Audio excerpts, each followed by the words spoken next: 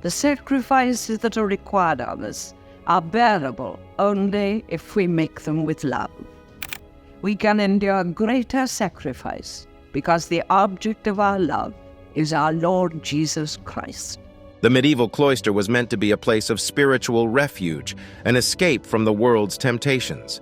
Yet nuns, being human, sometimes found ways to indulge in the very pleasures they were supposed to forsake. This video delves into those forbidden pleasures, shedding light on the lesser-known aspects of convent life. Throughout the Middle Ages, monastic libraries and scriptoria were home to a plethora of spiritual texts, scriptures, prayer books, and theological treatises. But not all that was penned within those sacred walls was divine in nature. Some nuns, in moments of introspection and longing, took to the quill to express secular desires.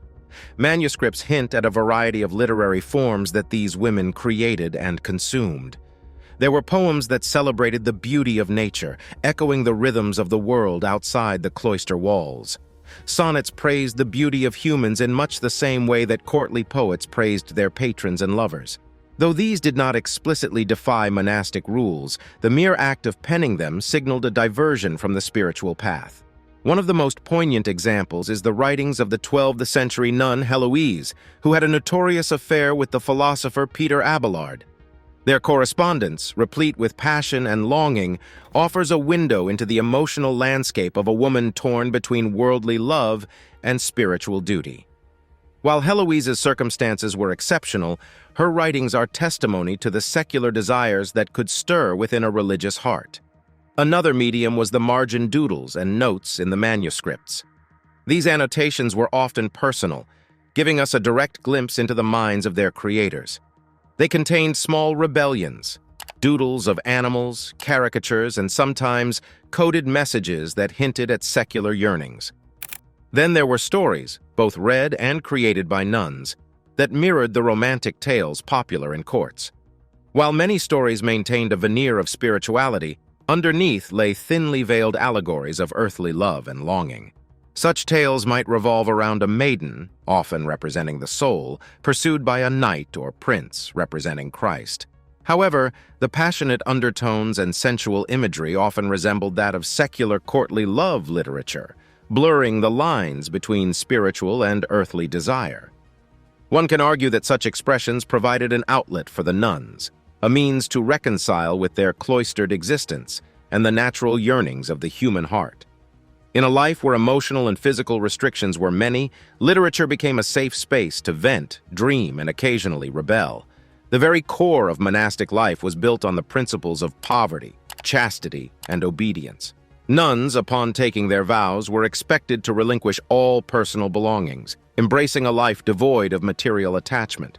This detachment was not merely a nod to spiritual purity, but also a practical measure. Shared communal living ensured that everyone was provided for and no one possessed more than the other, fostering a sense of unity and equality. Yet historical records and anecdotal evidence suggest that the ideal of absolute poverty was not uniformly upheld.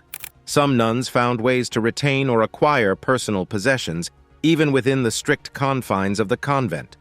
One such example can be found in the bequeathed items and endowments that nuns sometimes received from their families. While the primary intention behind these endowments was to ensure the sustenance of the nun and contribute to the convent's coffers, occasionally nuns retained personal control over such assets. In instances, this control allowed them to have a certain degree of financial independence and influence within the convent hierarchy. Personal items, too, found their way into the cloistered walls. Letters and manuscripts from the period recount nuns possessing trinkets, keepsakes from their pre-convent life, or items they acquired while at the convent. These could range from jewelry, which was strictly forbidden, to more innocuous objects like a well-crafted comb or a personal book. Such items might be concealed or even openly displayed, depending on the convent's rigidity. Even within the sphere of clothing, which was expected to be plain and uniform, subtle expressions of individuality emerged. A nun might own a particular fabric belt, a rosary of distinct design, or shoes slightly different from the rest. These subtle deviations from the norm were ways in which nuns stamped their individuality in an environment that often sought to suppress it. Why did these women dedicated to spiritual pursuits find solace in personal possessions? The reasons were manifold. For some, these items were a tangible link to their past, a reminder of the world they had left behind, and the family and friends they might never see again.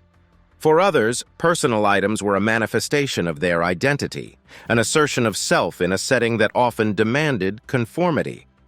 Of course, not all convents turned a blind eye to such deviations. Many religious institutions had stringent checks in place.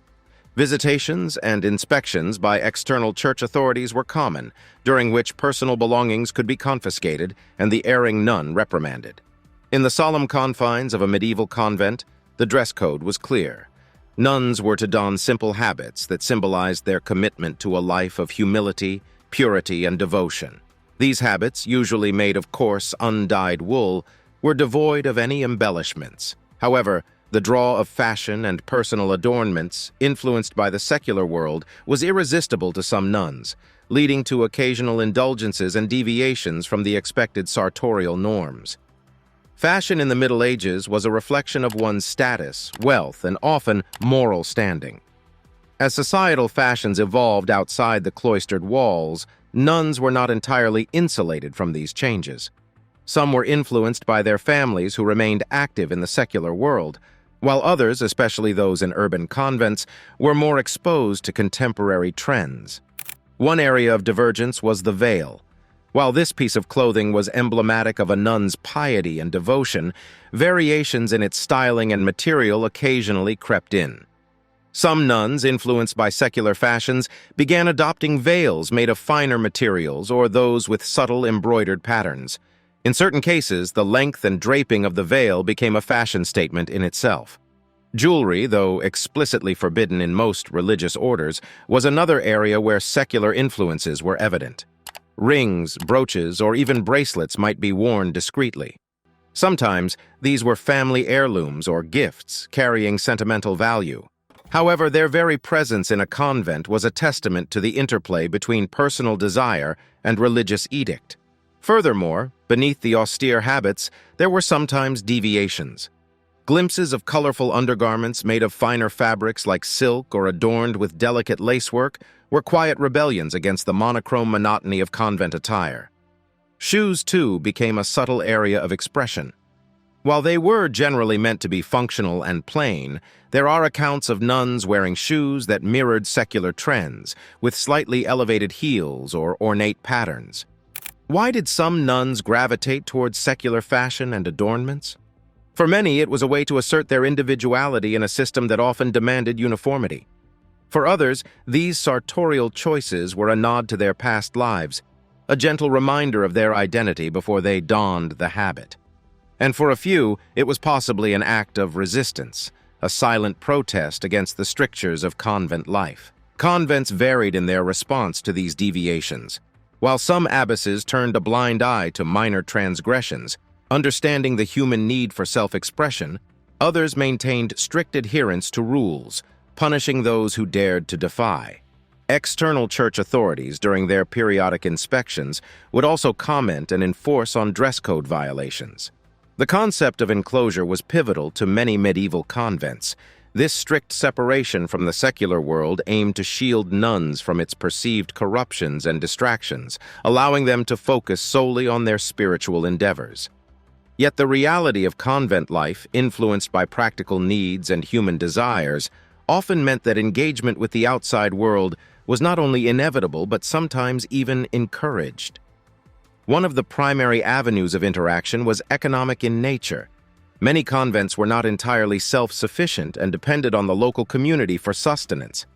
They often owned lands that required management or engaged in trade, especially of goods like embroidered textiles or illuminated manuscripts, which were produced within the convent walls.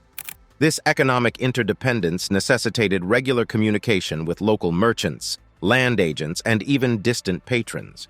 Visitors to the convent, while regulated, were not uncommon. Families of the nuns, especially those from nobility or influential circles, were granted visiting rights. These visits, while primarily social in nature, often became conduits for news, stories, and trends from the outside world, subtly influencing the convent's internal dynamics. Nuns also played pivotal roles in local community affairs.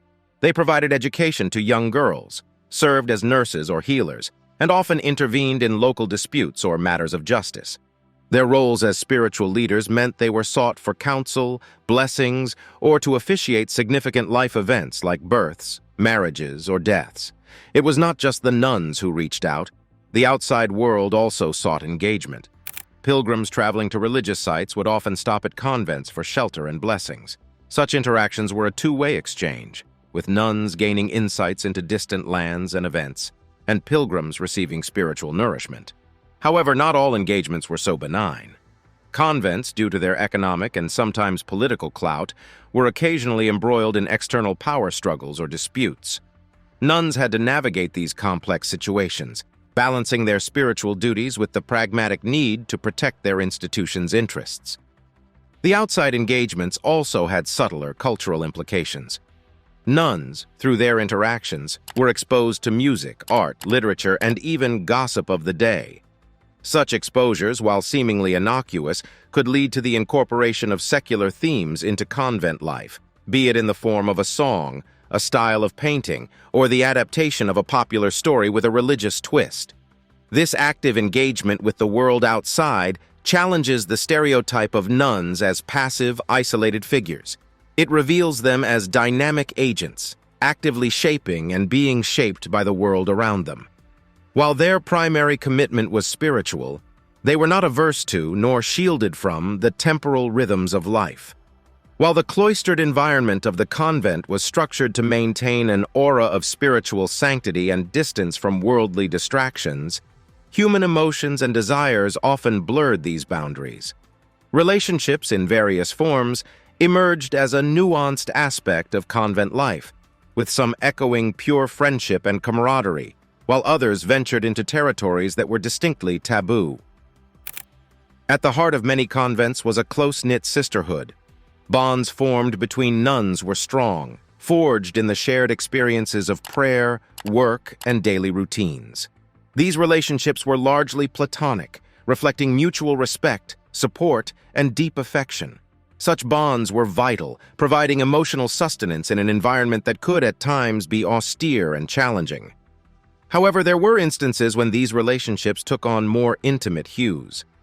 Romantic and even erotic undertones in some written records, like letters or poems, hint at the depth and complexity of feelings that could develop between nuns. While it's crucial not to overgeneralize or sensationalize these instances, they underscore the range of human emotions that existed within the convent walls. Relationships with the external world, especially with men, presented a more contentious issue. There were nuns who maintained connections with their families, and through these interactions formed attachments or renewed previous acquaintances. The story of Heloise and Abelard, while exceptional in its intensity and drama, provides a window into the potential for romantic entanglements. Their passionate letters shed light on the tumultuous journey of a woman torn between her love for a man and her commitment to her religious vows. There were also cases of relationships between nuns and clerics or priests. Given their shared spiritual pursuits and often overlapping circles, such interactions were not uncommon.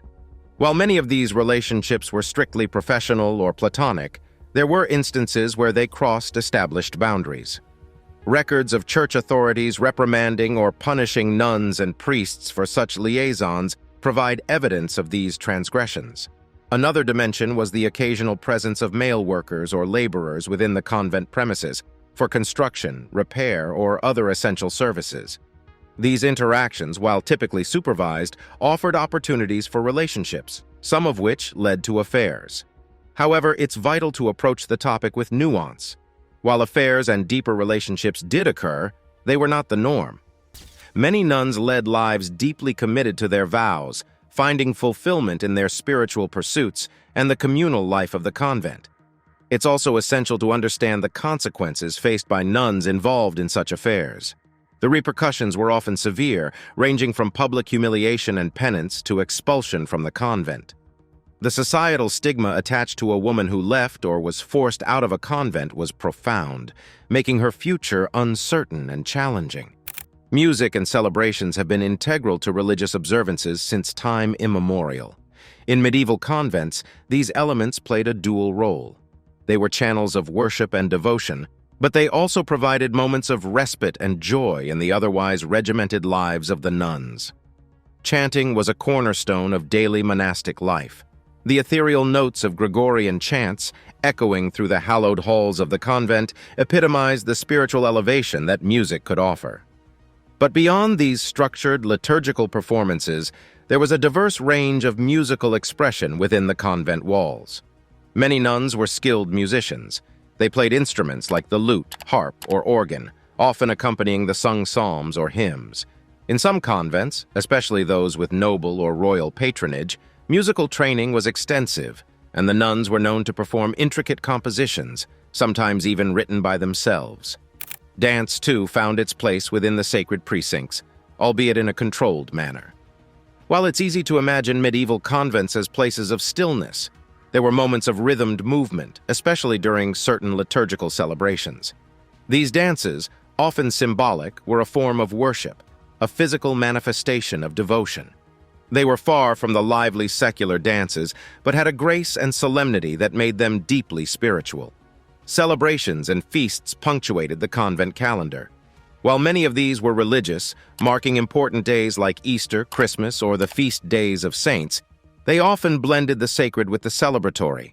Food, usually more varied and richer than the daily fare, was a hallmark of these feasts. In some instances, especially in wealthier convents, the nuns partook in delicacies, wines, and sweets, a far cry from their usual austere meals. Beyond the religious feasts, there were also moments of personal celebration. Birthdays, name days, or anniversaries of taking vows were occasions for joy. These events might be marked with special prayers, small gifts, or even songs composed in honor of the nun being celebrated. There were also interconventual visits, especially on significant religious occasions, where nuns from different convents came together. These gatherings were moments of shared spirituality, but they also allowed for exchanges of stories, songs, and dances, enriching the cultural tapestry of each convent. However, as with other aspects of convent life, there was a tension between regulation and expression. Not all convents encouraged musical pursuits beyond liturgical requirements.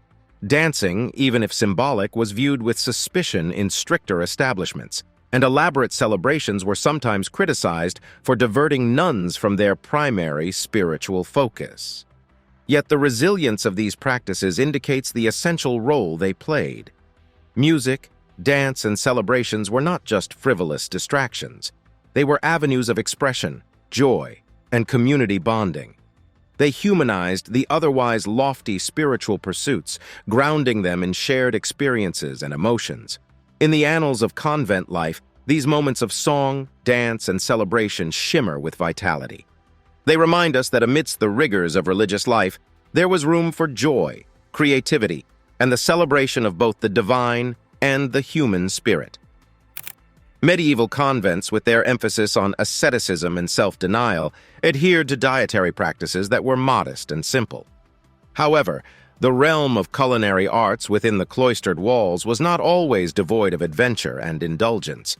The push and pull between adherence to regulations and the desire for delectable pleasures painted a fascinating culinary landscape. Monastic rules often outlined the dietary restrictions for the nuns. These included fasting periods, abstaining from meat on certain days, and consuming modest, unembellished meals. Yet these dietary guidelines varied depending on the order, the location of the convent, and its resources. While some nuns dined primarily on bread, vegetables, and gruel, others had access to a more varied diet, especially if the convent had fertile lands or was patronized by wealthy benefactors. Fish was a common alternative to meat, especially during Lent and other fasting periods. Convents near rivers or coasts had the advantage of fresh catches, which, while compliant with religious dietary rules, offered a rich culinary experience. In certain regions, freshwater fish like carp or trout were considered delicacies and found their way to the convent tables. The art of preserving was vital in convents, given the need to store food for winter months. This led to a range of preserved fruits, pickles, jams, and even wines, crafted with care and skill. Some of these preparations, with their intricate flavors and textures, were highly sought after, not just within the convent, but also in the surrounding communities. Convents with orchards produced fruits that, when in season, added sweetness and variety to the nuns' diet. Apples, pears, and cherries, whether consumed fresh, baked into pies, or turned into compotes, offered moments of culinary delight. However, not all indulgences were permitted. Historical records occasionally mention instances of nuns being reprimanded for consuming forbidden foods. These might include richer cuts of meat, exotic spices, or desserts considered too indulgent. The presence of such foods in a convent could arise from gifts by visiting families, exchanges with local communities, or even discreet purchases. Wine, while often present in religious rituals, was another area of tension. Most convents permitted a modest consumption, considering wine's dietary and medicinal benefits. Yet there were concerns about excessive drinking or the desire for finer, more luxurious wines. Feast days presented a unique culinary scenario. These occasions often allowed for relaxation of the usual dietary rules. Special dishes, richer ingredients, and even desserts might grace the table, turning the meal into a celebration. It's also worth noting that convent kitchens were often centers of culinary innovation. The need to adhere to dietary restrictions, combined with seasonal availability, led nuns to experiment and innovate, creating dishes that were both delicious and compliant with their rules. In the broader narrative of medieval convent life, the culinary dimension offers a tantalizing glimpse into the daily lives of the nuns. It underscores the balance they sought between spiritual dedication and earthly pleasures. Each meal, whether a simple gruel or a feast day delicacy, tells a story of tradition, creativity, and the timeless human desire to find joy in the food we eat. Medieval Europe was a tapestry of beliefs, intertwining the sacred doctrines of Christianity with older, deeply rooted folk traditions and magical practices. Within the confines of the convent, where religious orthodoxy was paramount, one might assume there was little room for such pagan remnants. However, the lines were often more blurred than stark, revealing a fascinating interplay between sanctioned religious practices and the older, more mystical traditions. At the grassroots level, many who entered the convent brought with them beliefs and practices from their homes and local communities. These traditions, passed down through generations, were deeply ingrained, often connected to the rhythms of nature, the changing seasons, and life's milestones. While some of these customs were benign and easily integrated into Christian observance, others, particularly those hinting at magic or old deities, were viewed with suspicion. One common area where this fusion was evident was in herbalism and healing. Nuns, especially those in convents with gardens, were skilled in the use of herbs for medicinal purposes. Many of these healing practices were based on ancient knowledge, where herbs and plants were believed to possess not just medicinal properties, but also magical ones. Charms, spells, or incantations often accompanied the preparation or administration of remedies, invoking protection, healing, or well-being.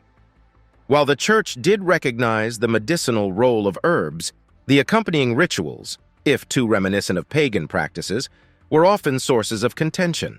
Folk traditions also permeated the observance of specific days and festivals. While the Church had Christianized many pagan celebrations, remnants of the old ways lingered. For instance, certain days might be considered especially potent for divination, protective rituals, or blessings.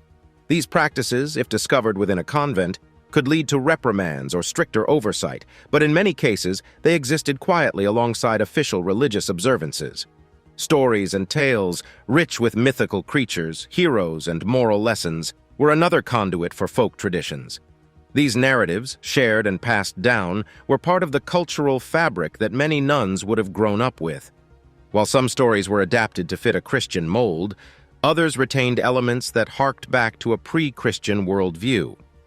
The Church's stance on magic and folk traditions ranged from cautious acceptance to outright condemnation. The latter was especially true during periods when fears of heresy or witchcraft ran high. Convents, as religious institutions, were not immune to these investigations. Accusations of dabbling in forbidden arts, whether based on truth, misunderstanding, or malice, could have serious consequences for the accused nun or the entire community. However, it's essential to understand that for many medieval individuals, the boundaries between religion, magic, and folk traditions were fluid. Practices that modern eyes might deem magical or pagan were, for them, an integral part of their relationship with the divine, nature, and the world around them. The presence of these traditions within convent walls paints a richer, more nuanced picture of medieval religious life. It speaks of a world where faith was multifaceted, and where the ancient and the sacred, the mystical and the doctrinal often danced in intricate and sometimes uneasy harmony.